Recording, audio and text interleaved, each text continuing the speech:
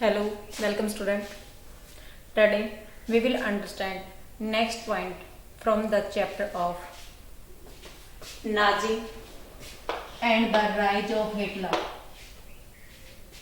इस हिटलर के बारे में हमने स्टार्टिंग में पढ़ा था, लास्ट वीडियो में स्टडी की थी कि हिटलर ने सुसाइड किया था और जर्मनी का ये बहुत फेमस लीडर है। उसने यहाँ पे कई सालों तक गवर्नमेंट की पावर गेन की है, उसके बावजूद उसने सुसाइड क्यों करनी पड़ी, उसी की हिस्ट्री हम आगे पढ़ रहे हैं। तो काफ़ी इंटरेस्टेड ये स्टोरी है बेटा। आपको इसके माध्यम से वर्ल्ड में कैसे कैसे गवर्नमेंट हुई है और उस गवर्नमेंट के अंदर पावर गेन करने वाले आदमियों का क्या क्या एक्शन रिएक्शन हुआ है, वो सारी चीजें इसमें पढ़ने के लिए मिलेंगे। तो अब हम यहाँ पे फर्स्ट वर्ल्ड वॉर के जिक्र लास्ट वीडियो में कर चुके हैं और अब आगे हम करेंगे फर्स्ट वर्ल्ड वॉर का इफेक्ट। तो फर्स्ट वर्ल्ड वॉर था, in the first world war Germany defeated and European other country of Europe demanded fine from Germany. अब उन्होंने डिमांड की फाइन क्या, उसके बाद में जर्मनी का क्या कंडीशन रहती है, जर्मनी के अंदर कैसे कैसी एक्टिविटी होती है, उन सभी के बारे में स्टडी करें। तो हमारे पास आता है बेटा फर्स्ट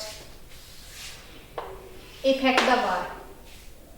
वार का इफेक्ट क्या रहा जर्मनी पे, उसके पास बर्डन आ गया इस वार से। बर्डन किसका, एक तो उसको वार की गिल्टी महसूस करवाई गई कि आप ही इसके दोषी।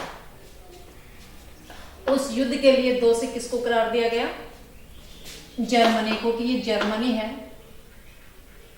इसी ने ही इतना सारा लोगों को हरासमेंट दिया है। इसलिए जब जर्मनी डिफीट हो गया तो वर्साई में जो ट्रीटी हुई थी, उस ट्रीटी के तहत इसके ऊपर कुछ कंडीशन लगाते थे। वो कंडीशन हम लास्ट वीडियो में पढ़ लिया कि उसको अपना कुछ एरिया दूसरी कंट्री को सौंपना पड़ा था, कुछ उसको करेंसी भी देनी पड़ी थी, पॉपुलेशन भी उसकी दूसरी कंट्री ने अक्वायर कर ली थी, एरिया भी उसने ले लिया था, दूसरी कंट्री का कब्जा उसके एरिया पे हो गया था। ये केवल और केवल उस ट्रीटी के लिए जो वर्साई में हुई थी, उस ट्रीटी के लिए फाइन किया गया था कि ये जो फाइन है, इतना ज्यादा लोगों का, जो दूसरी कंट्री के लोगों का जो फर्स्ट वर्ल्ड वॉर में नुकसान हुआ है, उसके लिए सारा का सारा ब्लेम जर्मनी पे किया गया था। और जर्मनी ने इस युद्ध के बाद में क्या लिया वो सुनिए। फर्स्ट वर्ल्ड वॉर के बाद में जर्मनी ने गिल्टी करवाया गया कि आप इसके दोषी हैं, वार के दोषी आप खुद हैं। दूसरा उसको और क्या मिला, और मिला उसको नेशनल ह्यूमिलाइजेशन।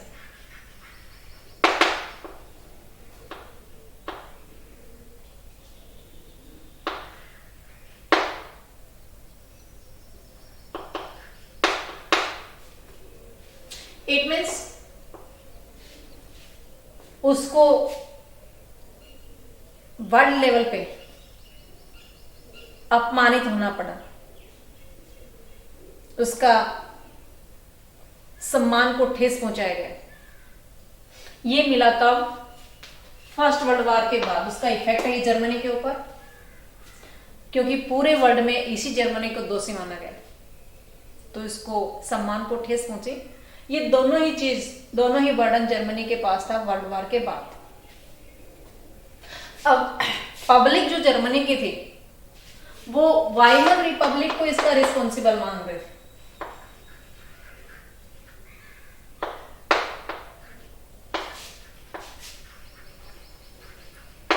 ये वाइमर रिपब्लिक क्या है बेटा, वाइमर रिपब्लिक का जो सपोर्ट करने वाले थे वो थे सोशलिस्ट, सेकंड कैथोलिक्स और थर्ड डेमोक्रेसी। डेमोक्रेटिक को सपोर्ट करने वाले लोग कह सकते हैं। सोशलिस्ट, जिसमें रसिया के अंदर काफी रिवोल्यूशन क्या था, वो सोशलिस्ट, यानी कि उसी से इंस्पायर लेकर के और वहां भी कुछ सोशलिज्म का इस प्रकार से लोगों ने अडॉप्ट करने का प्रयास किया था। उन लोगों ने कैथोलिक्स जो क्रिश्चियन है उसका जो रिलीजियस है, धार्मिक जो प्रक्रिया है, वो दो पार्ट में डिवाइड है, कैथोलिक और प्रोटेस्टेंट। तो उसमें जो कैथोलिक धर्म के मानने वाले थे, यानी कि क्रिश्चियन में जो कैथोलिक कम्युनिटी के लोग थे वो इसके सपोर्ट कर रहे थे, और जो डेमोक्रेसी के फेवरेबल थे वो लोग सपोर्ट करके उन्होंने वाइमर रिपब्लिक बनाया। इट मीन्स डेमोक्रेसी एक तरह से जो रिप्रेजेंटेटिव थे वो इलेक्ट होकर के इसके अंदर गए हुए थे। अब लोग ये समझ रहे थे कि जो हमें हरासमेंट मिला है, वर्ल्ड वार के जो गिल्टी हमें दोषी माना गया वो, और जो हमें नेशनल जो हमारे राष्ट्र का अपमान हुआ है, उन दोनों के लिए रिस्पॉन्सिबल कौन है? जर्मनी का वाइमर रिपब्लिक। ये जर्मनी का था, जर्मनी का वाइमर रिपब्लिक कोई याद भी नहीं है। ये जर्मनी का वाइमर रिपब्लिक हम उनके द्वारा इलेक्टेड मेंबर थे, इलेक्टेड मेंबर जो पार्लियामेंट में बैठे हुए थे, यानी कि ये कहेंगे कि वो गवर्नमेंट बनाए हुए थे, और वो गवर्नमेंट थी वो भी कैसे थी? वो गवर्नमेंट थी डेमोक्रेसी की। क्लियर बेटा? जर्मनी की पब्लिक इस वाइमर रिपब्लिक को रिस्पॉन्सिबल मान रही थी। अगर वाइमर रिपब्लिक हमारे पास नहीं होता, हमारे पास डिक्टेटरशिप होती, तो हम अच्छे से हैंडल कर पाते हैं। इस युद्ध में हमें जो हरासमेंट मिला है शायद वो नहीं मिल पाता। वो मोनार्की के लिए वहां पे लाइक कर रहे थे उसको, क्योंकि ये हरासमेंट वो सहन नहीं कर पा रहे थे, वार गिल्टी और नेशनल होमिलाइजेशन। ओके, इस वाइमर रिपब्लिक को बनाने वाले कौन थे? सोशलिस्ट, कैथोलिक्स और Democrats. Have you got it? Clear बेटा? इससे आगे आता है बेटा, जब इनको वो ट्रीटी हुई थी, उस ट्रीटी में ये जो खून के ऊपर थोप दिया था, तो इस ट्रीटी के तहत उनको नवंबर क्रिमिनल कहा जाने लगा। वाइमर रिपब्लिक के जो लोग थे, जिसको सोशलिस्ट, कैथोलिक और डेमोक्रेसी लोग सपोर्ट कर रहे थे, उनको देवर मोकली कॉल्ड नवंबर क्रिमिनल।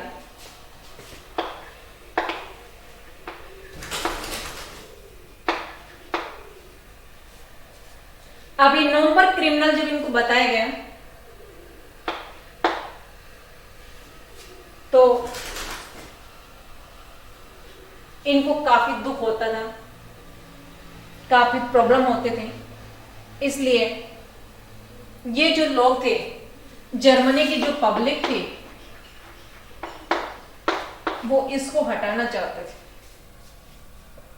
वर्ल्ड के सारे लोग नवंबर क्रिमिनल इनको कह करके बुलाने लगे थे, जर्मनी की पब्लिक को, या ये कहेंगे वाइमर रिपब्लिक को। जब फर्स्ट वर्ल्ड वॉर हो गया तो उसके बाद जो सोल्जर्स थे उनको एग्रेसिव और स्ट्रॉन्ग दिखाया जाने लगा।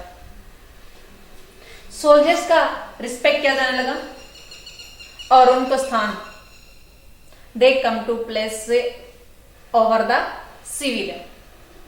जो उनके नागरिक थे, दूसरे जो सिविलियन थे, उनसे ऊंचा ओहदा सोल्जर्स को दिया गया और उनका रिस्पेक्ट किया जाने लगा। बट जब फर्स्ट वर्ल्ड वॉर हुआ था तो फर्स्ट वर्ल्ड वॉर में उनकी जो सिचुएशन थी, उसकी सिचुएशन ये थी कि वो ट्रेंचेस में अपने आप को छुपा रहे थे, खाइयां बना करके वहां पे छुप रहे थे और उन ट्रेंचेस में अपने साथियों को दम तोड़ते हुए वो देख रहे थे। वहां पे वो भूखे मर रहे थे, रेड होल वहां पे बने हुए थे, चूहे उनको डेड बॉडी को खा रहे थे या उनको मारे हुए लोगों को इंजरी कर रहे थे या उनको खुद जो जीवित थे उनको भी परेशान कर रहे थे। इस प्रकार की सिचुएशन वहां के जो आर्मी मैन थे या सिपाही थे उनको हो रही थी। बट जो पब्लिश की जा रही थी बात, उसमें उनके पब्लिकेशन में इन सिपाहियों को एग्रेसिव और स्ट्रॉन्ग दिखाया जा रहा था। ये सारी सिचुएशन वहां पे आई हुई थी। कंडीशन उनकी मिजरेबल थी वार के टाइम में और वार के बाद में भी। बट जो कंजर्वेटिव पार्टी के लोग थे, कंजर्वेटिव हमने सेकंड चैप्टर में रशियन रिवॉल्यूशन में पढ़ा था कि सोसाइटी तो 3 पार्ट में डिवाइड आमतौर पे सभी की बटी हुई है। वहां तो हमने रशिया की बात की थी।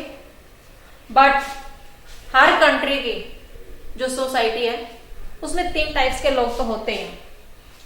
फर्स्ट कंजर्वेटिव, सेकंड लिबरल और थर्ड रेडिकल। ये लोग तो पुराने सिस्टम को ही अडॉप्ट करना चाहते हैं। They wanted to change their system slowly and they wanted to reduce old system and adopt a new system. पुराने को बिल्कुल खत्म करके नया चाहिए होता है इनको। ऐसा जब ये सोसाइटी बटी हुई हर कंट्री के होते हैं, बट यहाँ जो कंजर्वेटिव पार्टी के लोग हैं उन्होंने अपोज किया किसका? सोशलिस्ट, कैथोलिक्स एंड जो डेमोक्रेसी या रिपब्लिक को सपोर्ट करने वाले लोग थे। इट मीन्स वाइमन रिपब्लिक का अपोज किया किसने? Conservative party. इस प्रकार से यूरोप के अंदर सिस्टम में इंस्टेबिलिटी आ गई।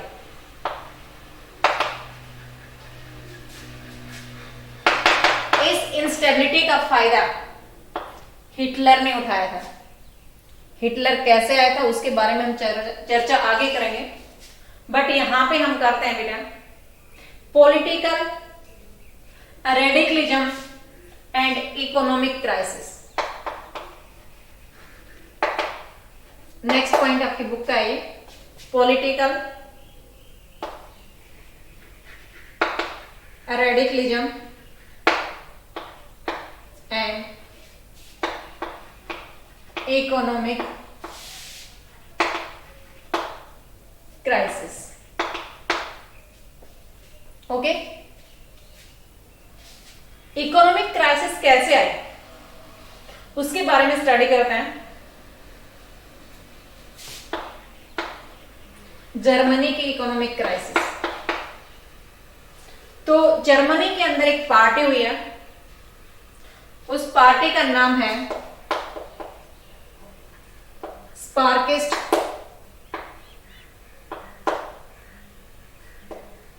लीग।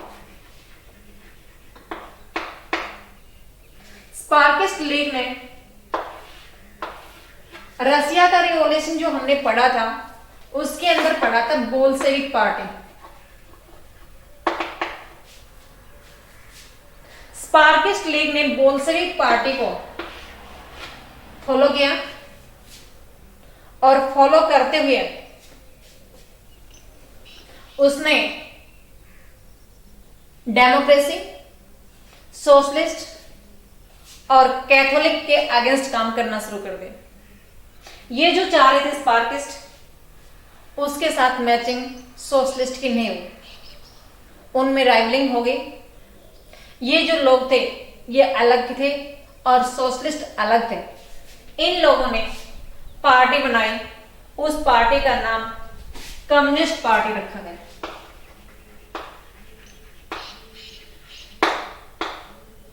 ये communist party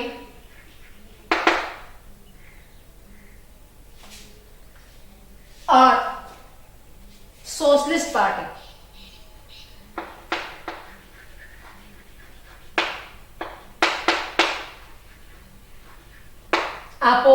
oppose each other, ये एक दूसरे के साथ कभी नहीं मिल पाई। इस सिचुएशन से यूरोप की कंट्री में या जर्मनी में कहें, ऐसी सिचुएशन पूरे यूरोपियन कंट्री में थी, क्योंकि जो सोशलिस्ट का इफेक्ट या ये कहें कि बोल्शेविक का इफेक्ट जो रसिया में था, उसका इफेक्ट यूरोप की दूसरी कंट्री भी ले रहे थे। तो जर्मनी के अंदर इधर स्पार्किस्ट लीग ने अपनी पार्टी बनाई, कम्युनिस्ट पार्टी, उधर सोशलिस्ट पार्टी, दोनों का अपोजिशन एक दूसरे के अगेंस्ट रहा। तो उसके अंदर जो डेमोक्रेसी सिस्टम था उसमें इंस्टेबिलिटी आने के बाद हिटलर का कमिंग अप होता है। कैसे होता है? उसी टाइम पे वहां जो हम इकोनॉमिक क्राइसिस की बात कर रहे थे, वही इकोनॉमिक क्राइसिस वहां पे आती है।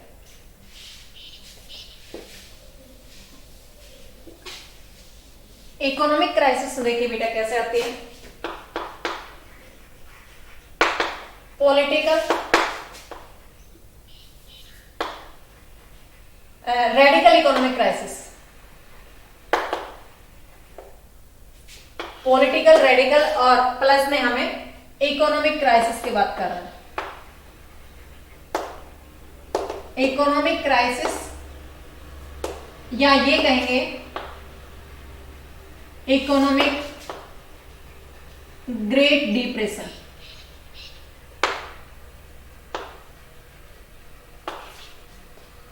इकोनॉमिक ग्रेट डिप्रेशन कैसे आ रहे हैं? देखिए, जब फर्स्ट वर्ल्ड वॉर हुआ और वर्साई की ट्रीटी हुई, उस टाइम जर्मनी पे ब्लेम किया गया। जर्मनी को ब्लेम करने के बाद जर्मनी में ट्रेजरी खाली हो गई। जर्मनी ने जो फर्स्ट वर्ल्ड वॉर लड़ा था उसमें भी उसने लोन हायर किया। After getting the loan, Germany fought A first world war. Loan तो लिया ही था, साथ में उसने फाइन के रूप में जो गोल्ड था वो पे करना पड़ा।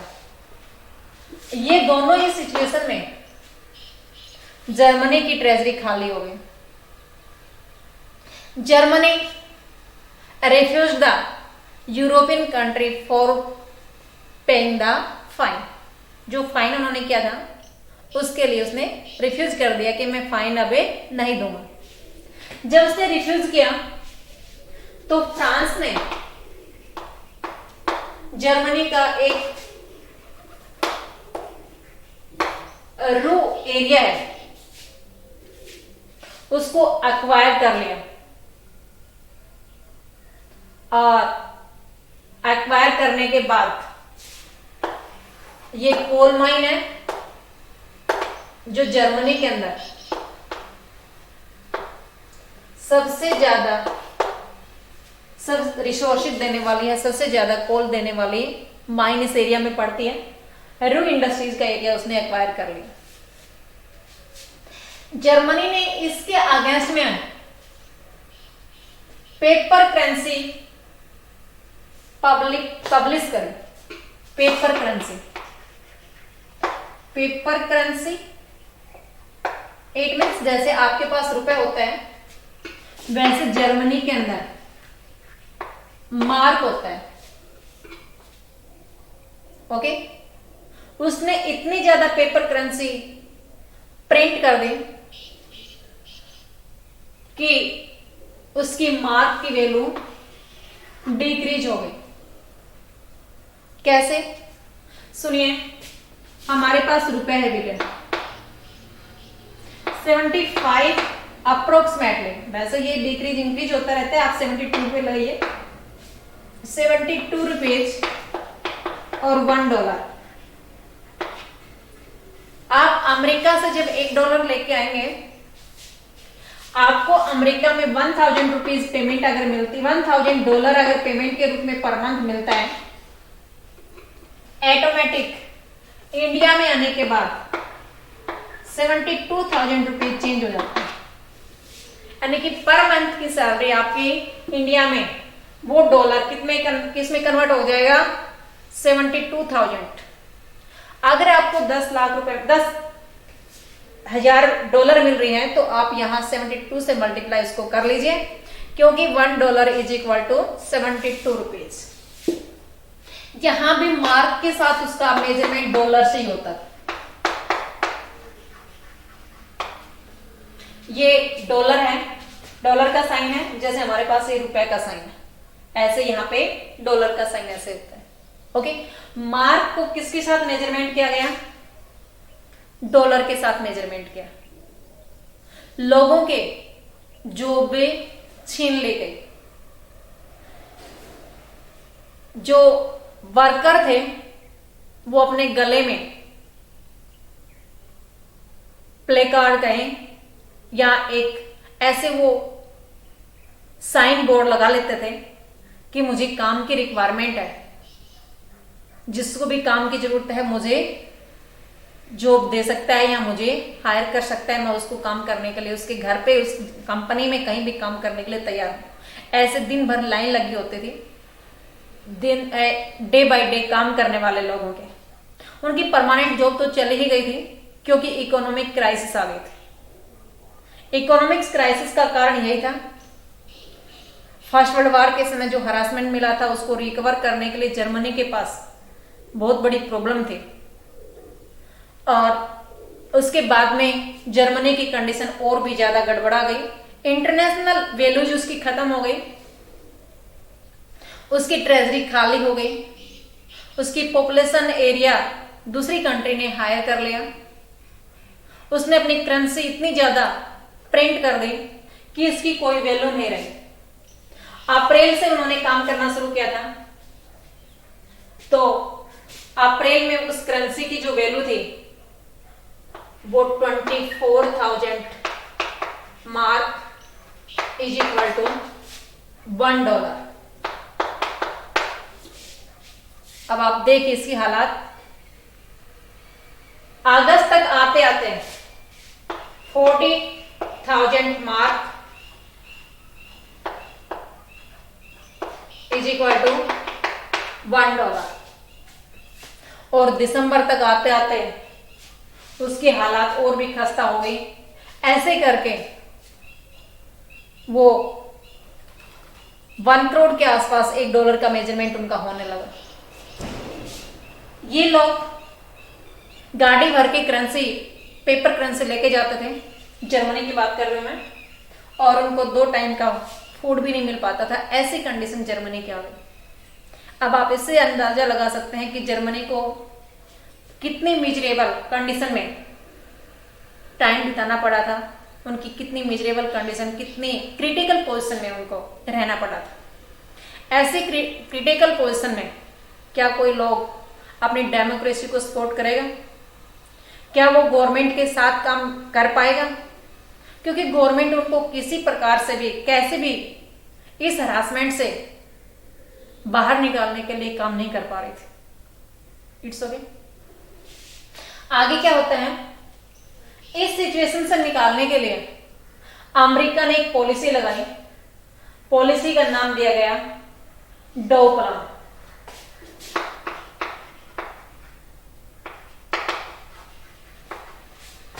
ये जो डॉव प्लान थी, ये अमेरिका ने इंपोज की। किसके लिए? जर्मनी के लिए। क्या थी ये डॉज प्लान? उनका जो फाइन था वो रीसेट करवाया गया, उसको दोबारा से सिस्टम में लाया गया।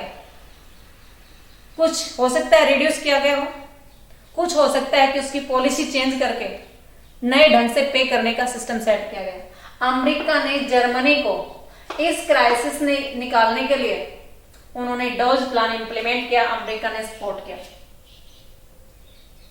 अमेरिका ने इस सिस्टम तक तो काम कर लिया, बट यहां $1 के इज इक्वल टू उनकी जो करेंसी की वैल्यू लाखों करोड़ों में पहुंच गई, उनकी वैल्यू बहुत डिक्रीज हो गई। $1 के बराबर बहुत कम, उनको बहुत ज्यादा उनको अपनी करेंसी देनी पड़ती थी, बहुत कम उनका सामान वो परचेज कर पाते थे। इस कंडीशन को हाई प्रिंट इन्फ्लेशन का नाम देते हैं, हाइपर इन्फ्लेशन। जब कंडीशन यहां पहुंच जाती है, इस पैसे का वो कुछ नहीं ले पाते हैं, 2 टाइम का फूड मिलता है 42,000 मार्क्स में, तो उसको क्या नाम दिया, हाइपरइन्फ्लेटेड। आगे क्या होता है वो सुनिए। 1924 तक तो ये चला, 1924 टू 1928 अमेरिका ने सपोर्ट किया, बट उसके बाद में 1929 में अमेरिका में खुद एक ग्रेट डिप्रेशन आ गया। Wall street